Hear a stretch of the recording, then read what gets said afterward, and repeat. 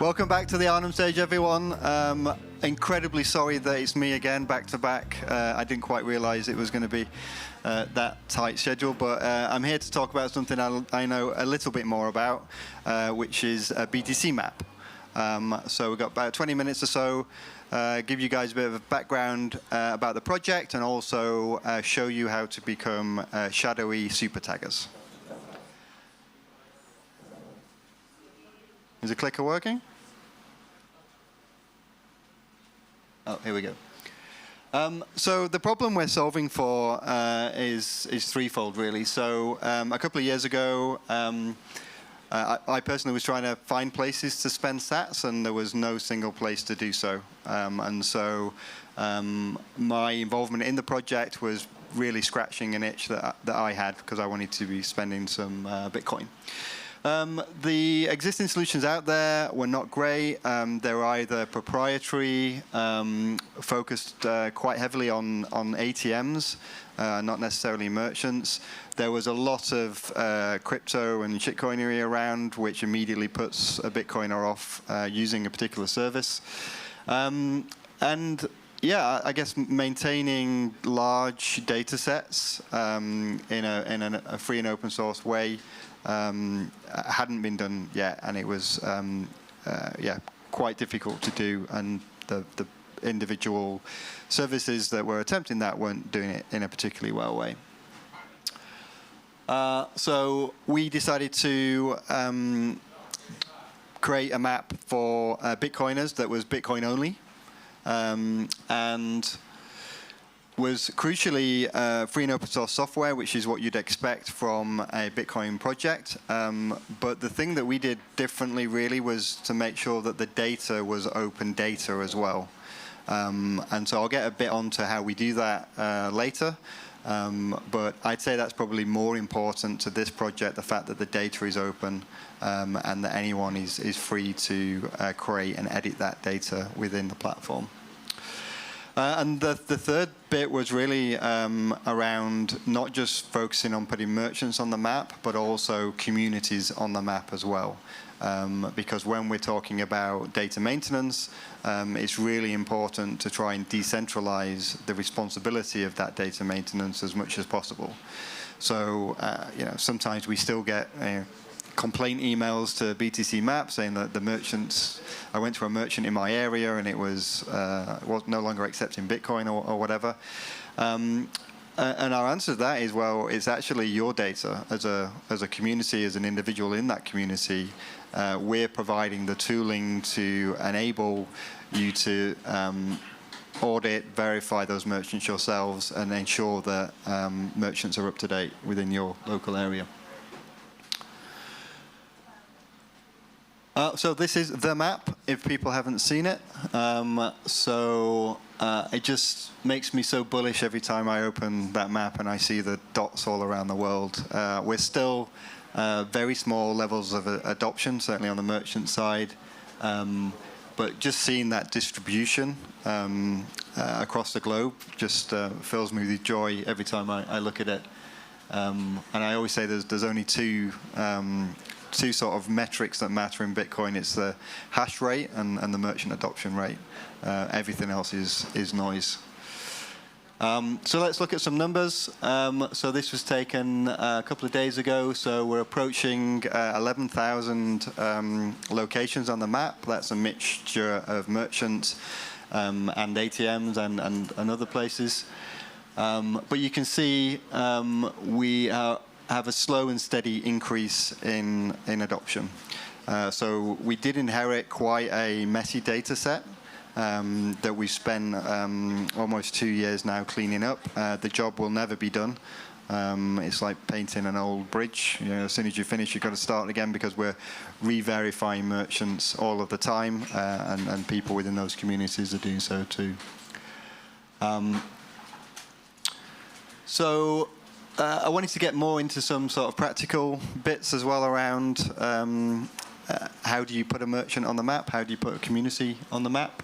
So it's super simple. So as a regular end user, you can just add a location on the website.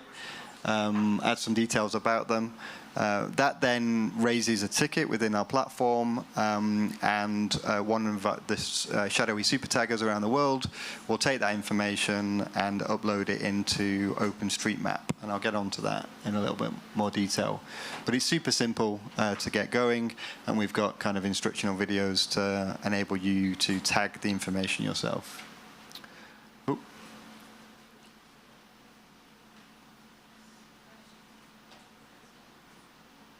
Skipped on a few there. Okay, so that's merchants. I also said that communities are very important, and this is the current state of communities around the world as well. So yeah, maybe in future BTC Map will be branching out as a travel agent, offering services to Bitcoiners to travel between these. But these are where some of the strongest communities are. And that doesn't necessarily correlate directly with merchant adoption. Some of the communities are more meetup-based. Some of those communities are more circular economy-based. But yeah, you can view all those on the map as well. It's very easy to add a community. So again, you just fill out the form. We then verify that, and a lot of community submissions are rejected because they're not Bitcoin only, or there's no real attempt at community management. So yeah, we're pretty hot on what gets on the platform because we don't want any rubbish on there. And then this is a great graphic from Andrew and the guys at Blink putting together, which is more focused on the circular economy side. And we can see Arnhem, the OGs back in 2013, out there as a lone circular economy. But look, you can see this Cambrian explosion of circular economies that's occurred within the last couple of years, and it's wonderful to see. And it's wonderful to see how distributed those are around the world as well. So let's get into some detail. I've not got loads of time to do a technical demonstration or anything, but we use OpenStreetMap. So if you're not familiar with OpenStreetMap, it's a bit like Wikipedia, but for maps. So it's a commons. It means that anyone can edit anything. And there is community review, so if people are doing silly things or deleting locations or adding silly tags, then that very quickly gets picked up by the community and moderated. But it's a permissionless system like Bitcoin, really. As long as you're doing sensible things, then nobody's going to prevent you from doing those things. And it really is super simple. So if there is a merchant or location on OpenStreetMaps, you can just go directly to OpenStreetMaps, and if you add just this single tag, which is currency XBT equals yes, then within 10 minutes, that will appear on BTC Map. So the user interface for OpenStreetMap, we talked about UX and design earlier, is, I wouldn't say it's great, which is why we've kind of put our own apps and web apps on the front of effectively what is OpenStreetMap data.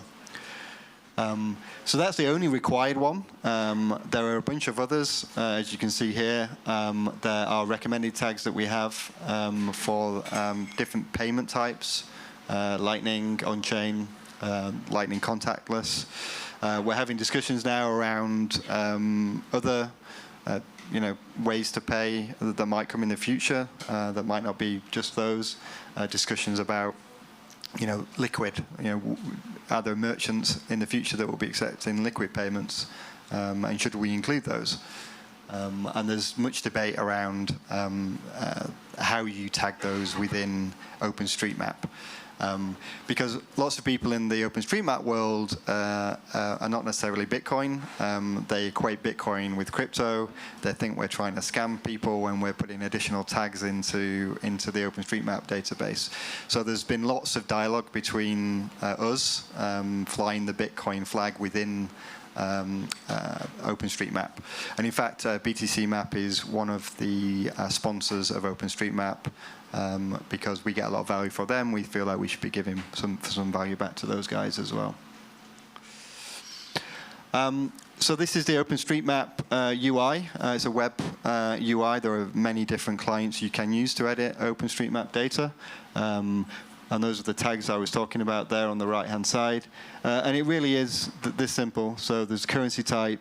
You add in XBT, which is not the best name for Bitcoin. People want to use BTC or something. But when you're dealing with currencies, particularly in a multi-currency environment, there's ISO standards around how you name different currencies. And XBT is effectively that ISO code for Bitcoin. And that's it. If you simply put that on there, then it will appear on the map. And if for whatever reason that is no longer accepting Bitcoin anymore, or somebody's just put that on for some nefarious reason, then it will quickly get caught, because somebody will go to that location, they'll try and spend some Bitcoin, and they won't be able to do so. And we have a verification feature so that you can just click verify on that merchant's page, and that will raise a ticket, and we'll investigate, and then we'll remove that if we verify that it is absolutely not accepting Bitcoin. So if you want to get involved and you know some of the basics there, it's not that much more complicated than I explained. Then if you go onto the website, the tickets URL, you will see a list of all of the open tickets. So for those that are not Shadowy Supertaggers and they're just filling out the form, then effectively that creates a GitHub ticket in the back end. We show those on our website as well, so to try and make it easier for people to contribute. Because to be a super tagger, you don't have to be a coder. And I know a lot of people who are not coders kind of get scared when they open GitHub, because it's full of code and developers, and sometimes that's a barrier to entry to people that could be part of the tagging community. So yeah, we surfaced that information here. And people start discussing different tickets, and yes, I've emailed the vendor, or I've visited in person to verify. So we have a bit of a system here. And then on each community page, I've pulled up the Arnhem one this morning, actually. So I don't know if Patrick's here, but he's got some verification to do, because he has 4 out-of-date merchants in Arnhem right now. To be fair to him, it was 9 2 days ago, so he's done some verification, or maybe somebody in the room did it, spending Bitcoin over the last few days.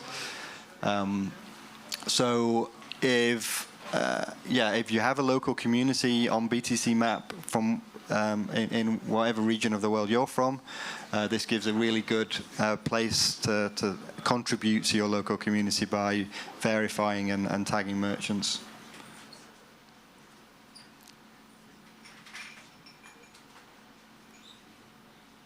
Click.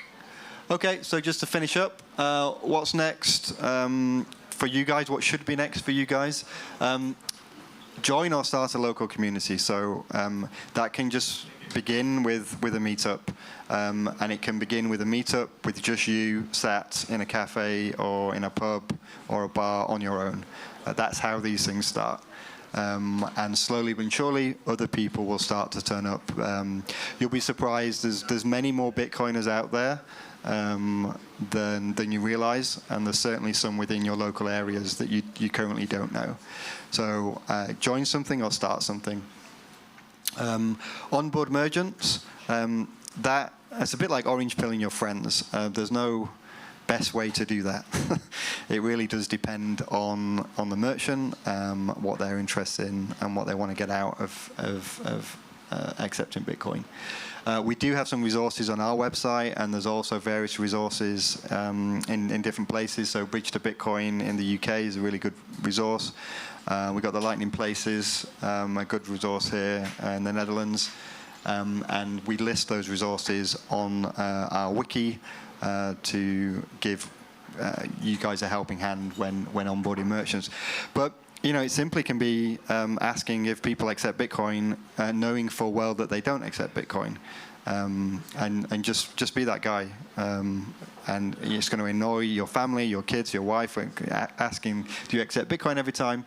But it starts to raise awareness, and we shouldn't feel that Bitcoin is a dirty word that shouldn't be mentioned, right? We just need to normalize Bitcoin, and we only do that by talking about it as much as possible. Can be a shadowy Supertagger. Most people in the world are not coders. There's a high proportion of coders in Bitcoin.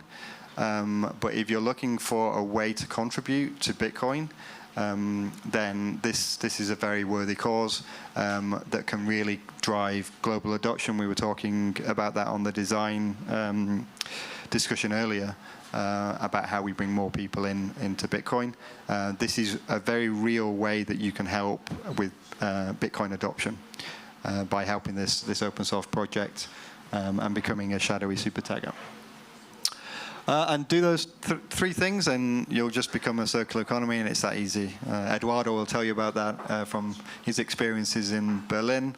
It's been really interesting to see, because the project at Berlin and the project BTC Map, we kind of grew up together, and these guys are one of the heaviest users of BTC Map. So go ask them whether or not it helps with booting up a local economy.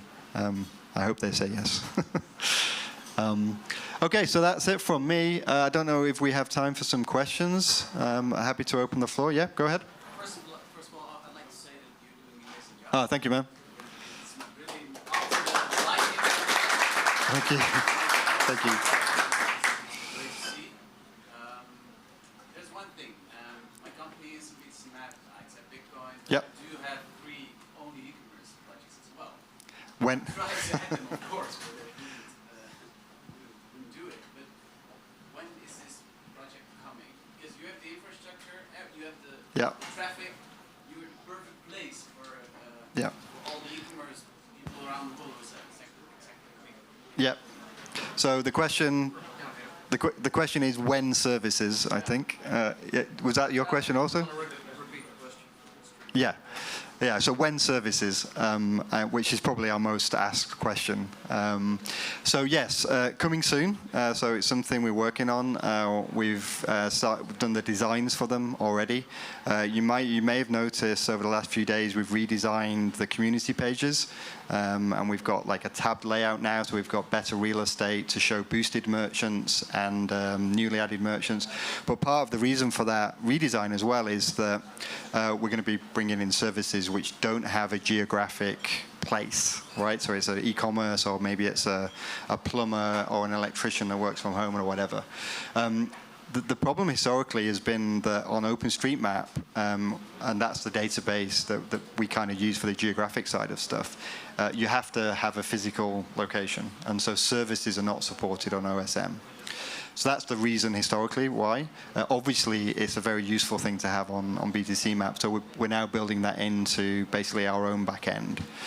One of the reasons we're really hot on communities as well is that the way we're going to launch services is we're going to attach them to communities. So if you're a plumber in Arnhem, you have a scope, an area that you serve, and you don't have to have a physical location. So we'll be doing it on a per community basis, and of course, if you're a service that delivers into multiple communities, then that's fine. You can tag yourselves in multiple communities. And then, of course, we have the countries now, which effectively are the same concept. It's an area. So if you're, I don't know, a web designer and you serve the whole of the Netherlands or whatever, then you can attach yourself as a service to a larger area as well. So yeah, coming soon, two weeks TM. We're working on it. Exact same question. Okay, perfect. Any more? I think we're running over, so just quickly, yeah? Yeah, very cool project. Thank you. Also for contributing to open source. So the main disadvantage is, for example, I as a client, I cannot be sure that some merchant for now is accepting crypto or something else that is listed on BTC Map. So my question is, do you plan maybe to integrate some automatic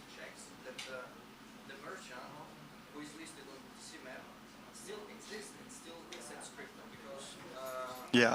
I was in the situation that I came to the merchant and the place was closed Yeah. completely, or they decided like not to accept crypto.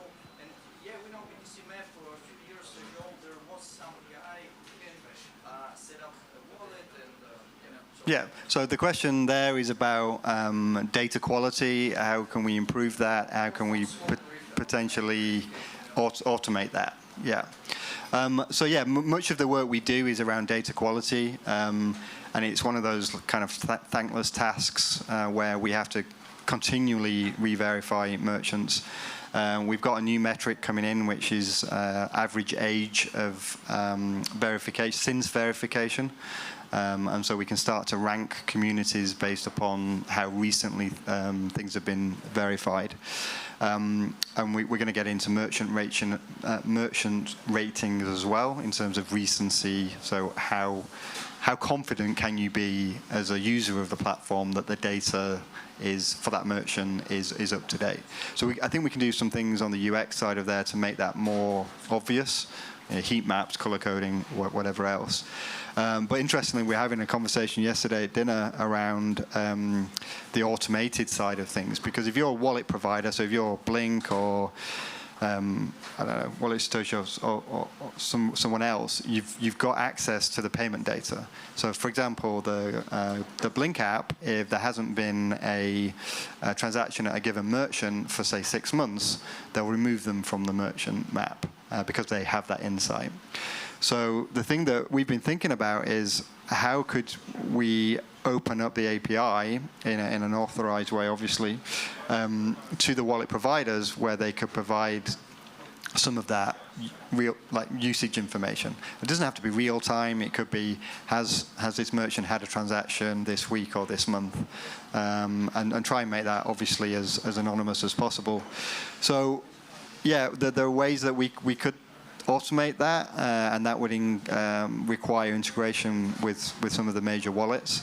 But we've got to tread really carefully there because, we don't surveil our users at all. And like if you look at our privacy policies, if you look at in the App Store, there's zero data we store at all.